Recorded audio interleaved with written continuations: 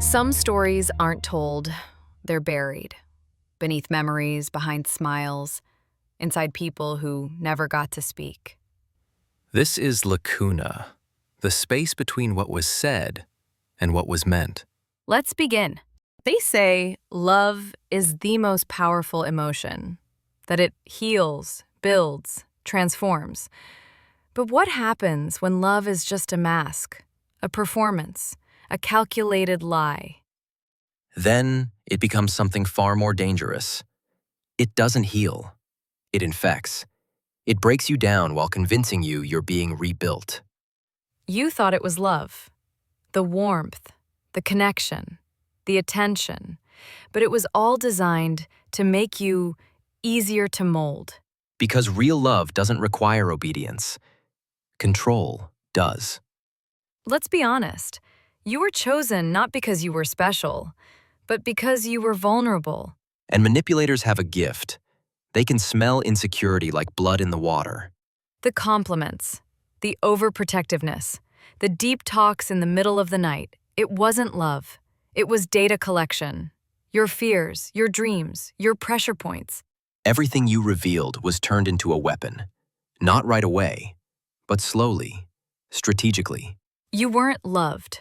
You were studied. And then you were programmed. Control isn't loud. It doesn't wear chains or raise its voice. It whispers. Control starts with choice, or at least the illusion of it. You think you're making decisions, but they're all pre-approved, pre-calculated. It's not about making you obey. It's about making you want to obey. Think of it like this. A good manipulator doesn't force the bird into the cage. They decorate it, make it cozy, and wait until the bird walks in on its own. You began second-guessing your actions. Not because you were wrong, but because they taught you to doubt your instincts. The silent treatment, the guilt trips, the little jokes that felt like insults. They weren't random. They were blueprints. Piece by piece, they erased your agency. Not with violence, with suggestion. And when you finally began to resist, you were met with something colder than anger. Disappointment. Not because they cared, but because they were losing their grip. The truth is, you were never in love. You were in a contract. One you didn't sign, but lived under. Have you ever noticed how the phrase, "I'm just doing this because I care about you," often precedes control? It sounds like love. It even feels like love. But what it really does is teach you obedience. Not freedom, not growth, just compliance, masked in concern. And compliance wrapped in comfort is far more dangerous than aggression. You don't rebel against someone who hugs you after every boundary they break. You don't fight back when they say, "I'm doing it for your own good." You begin to doubt your instincts, and eventually, your reality. Love shouldn't come with conditions like, "You'll be safe as long as you agree with me." But control always does. It whispers that disagreement equals betrayal. And soon you're trained like a dog, responding not to love, but to fear of loss. And the real tragedy? You begin to thank them. You believe their control is support, their micromanagement is devotion, their criticism is care. That's not love. That's grooming. They build a world where you feel safest in a cage. And the more you obey, the more loved you feel. That's not safety. That's a psychological leash. By the time you realize it, you're fluent in apologizing for your own needs. Your identity, diluted. Your autonomy, forgotten. And the person who caused it all still smiles and says, "I'm only trying to help." This is the part they never talk about. When control becomes so normalized, you start doing their job for them. You criticize yourself before they do. You shrink, apologize, edit your voice, all without them saying a word. Because their rules live inside your mind now. You've internalized their judgment. And once that happens, once their voice becomes your inner monologue, they no longer need to control you. You'll police yourself. You'll carry the guilt they implanted and wear it like it was always yours. You start asking yourself, was I too much? Did I deserve that silence? Maybe I'm the problem. And every time you doubt yourself, you reinforce their design. They created the maze, and now you run it alone. It's efficient, isn't it? A controlled person who thinks they're free, who blames themselves when the leash tightens, who doesn't even see the leash anymore. Because self-blame is cleaner than rage, safer than confrontation. It gives you a false sense of control. If I just behave better, they won't hurt me. But love shouldn't feel like walking on glass just to keep the peace. In real love, you are allowed to exist, fully, not cautiously, not with disclaimers. In control, you become a performance, and every mistake is a crime. The cruel irony is, you keep trying to be better, while they were never even good to begin with. It always starts with an explosion. Affection that feels like a miracle. Texts that never stop. Eyes that seem to see right through you. They love everything you are, and more importantly, everything you hate about yourself. And for the first time, those broken parts finally feel loved. But it's not love. It's bait. Strategically placed compliments, overwhelming attention, promises too big for the short time you've known each other. You think you found home, but you've entered a trap with velvet walls. They study you like a blueprint. They find every vulnerability, every need, every insecurity, and wrap it in affection. Suddenly, you're not just seen, you're understood. And that's what makes it lethal. Because it's hard to question someone who gave you everything you ever wanted. The love bomber becomes your oxygen. And once you're addicted to the high, they start pulling it away, bit by bit, until you're left starving and begging for the same affection that once came so easily. You become loyal to the memory of a person who never existed. And that's the hook. You're not staying for who they are. You're staying for who they were or who they pretended to be. Love bombing is the handshake before the deal. It softens your instincts, rewrites your standards, and once it's gone, you'll do anything to feel that rush again. You tell yourself, they changed because of me. They're distant because I messed up. But the truth, they were never real. They just played the part until you played yours. And now the role is reversed. They are cold, and you are the performer. There's a silence after the storm. Not peace, but absence. The warmth disappears, the affection dies, the messages stop. But your body still waits, still craves. You're not just heartbroken. You're in withdrawal, like an addict stripped from their last hit. You weren't in love. You were conditioned. Conditioned to chase, to seek approval, to equate pain with passion and silence with punishment. They trained you like Pavlov trained dogs, with flashes of reward in between long stretches of deprivation. It's psychological warfare. Your mind replays the good moments on loop. You forget the bruises, the emotional ones. You remember their smile, not their silence.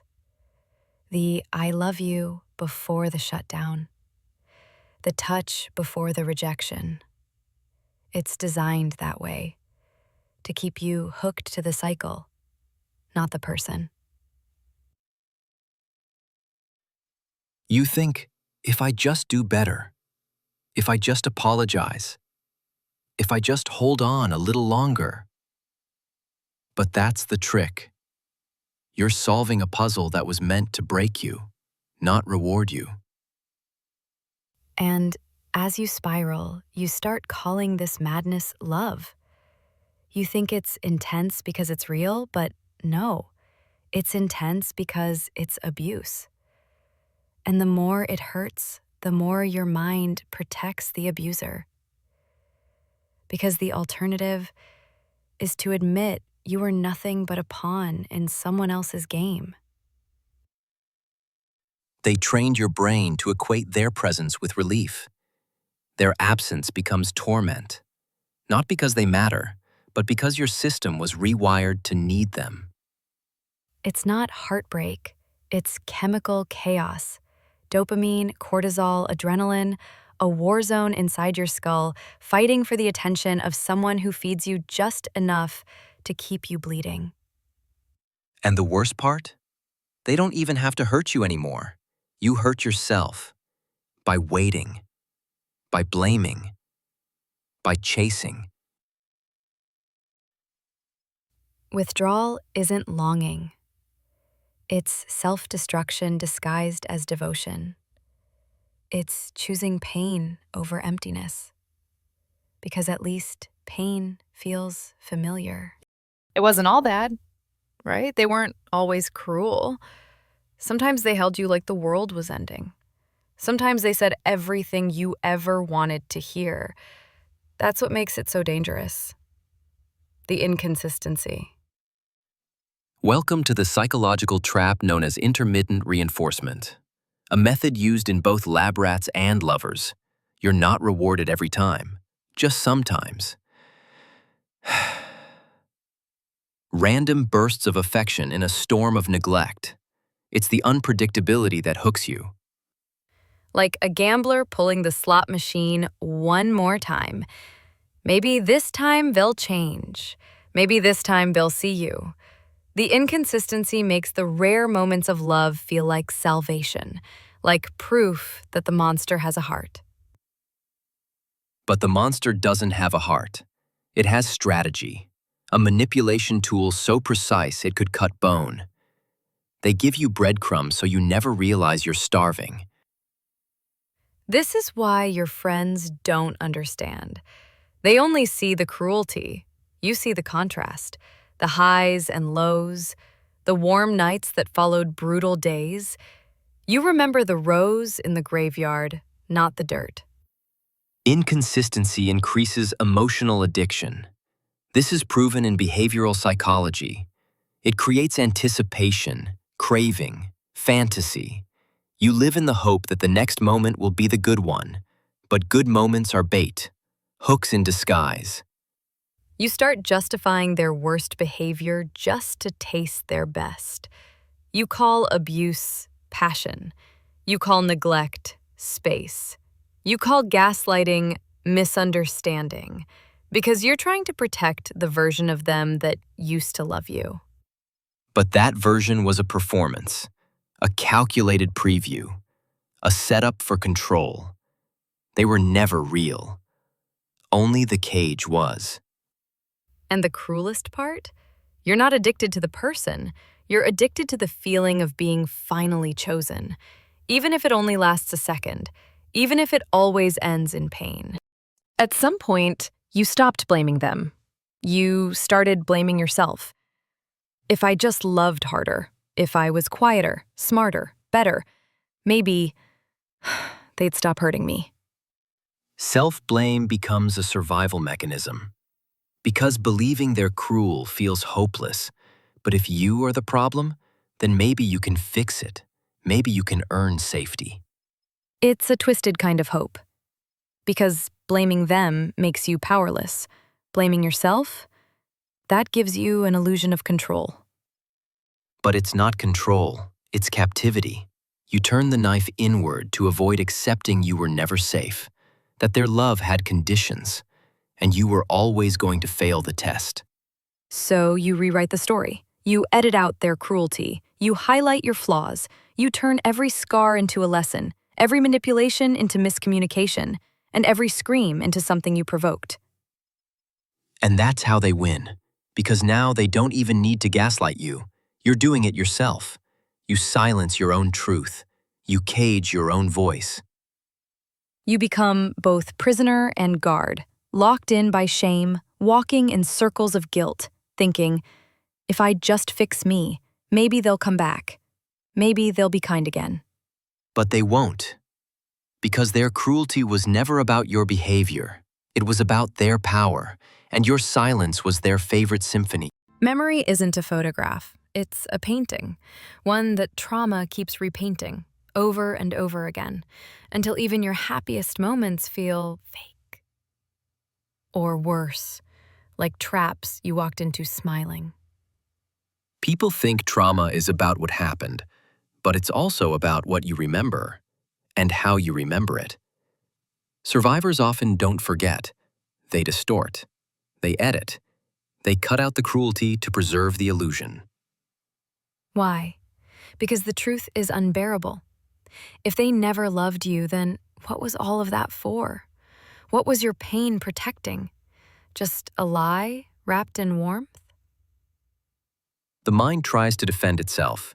It keeps the soft moments vivid, their laughter, their apologies, the one time they held your hand and meant it, but buries the days they shattered you.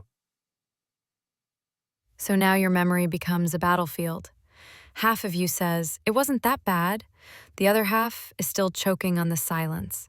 The flashbacks, the anxiety, the unexplainable ache every time someone raises their voice.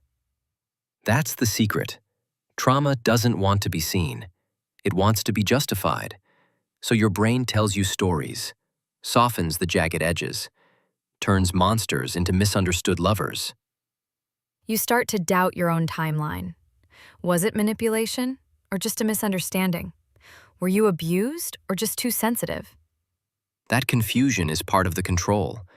If they can rewrite the past in your mind, they don't even have to control your present, because they've already made you question your reality.